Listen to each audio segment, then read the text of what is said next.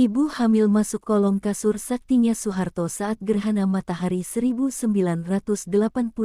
Lubang rumah disumbat. Fenomena alam gerhana matahari total di era kini mungkin jadi hiburan tersendiri bagi masyarakat bumi. Namun tak banyak yang tahu, gerhana matahari kala Presiden Soeharto berkuasa diwarnai dengan berbagai anggapan. Tak heran jika gerhana matahari total (GMT) yang terjadi pada tanggal 11 Juni tahun 1983 lalu diwarnai dengan suasana mencekam. Pemerintah Orde Baru saat itu memerintahkan kepada masyarakat Indonesia untuk tidak keluar rumah. Menteri Penerangan Harmoko saat itu bahkan merilis larangan untuk tidak melihat gerhana matahari total secara langsung. Masyarakat hanya diperbolehkan berada di dalam rumah dan menyaksikan gerhana matahari total dari siaran langsung di TVRI. Pasukan militer ABRI yang sekarang disebut TNI diturunkan untuk menyisir warga yang masih berada di rumah. Hewan-hewan peliharaan dan ternak diamankan dari berbagai penglihatan gerhana matahari. Lubang-lubang rumah disumbat dengan berbagai benda. Dikutip dari jurnal baca yang dinukil oleh nu.or.id, pemerintah Orde Baru bahkan membentuk panitia nasional gerhana matahari sejak jauh-jauh hari. Ketakutan warga kian besar karena mitos-mitos terkait gerhana masih sangat diyakini masyarakat, baik di Jawa maupun di daerah-daerah lainnya di Indonesia dengan kisah atau keyakinan lokal yang tidak selalu sama. Bagi perempuan yang sedang mengandung, sebagian orang Jawa meyakini gerhana dapat berakibat fatal. Janin dikhawatirkan lahir tidak sempurna. Sang calon ibu bahkan bisa saja meninggal dunia apabila tidak diselamatkan dengan melakukan ritual. Maka, menurut kepercayaan, wanita hamil harus diungsikan ke tempat yang dianggap aman, misalnya masuk ke kolong tempat tidur. Sementara itu, dilakukan ritual segorogo atau tradisi liwetan, yaitu memasak nasi beserta lauknya kemudian disantap beramai-ramai. Tradisi ini masih kerap diterapkan hingga kini di beberapa desa di Jawa.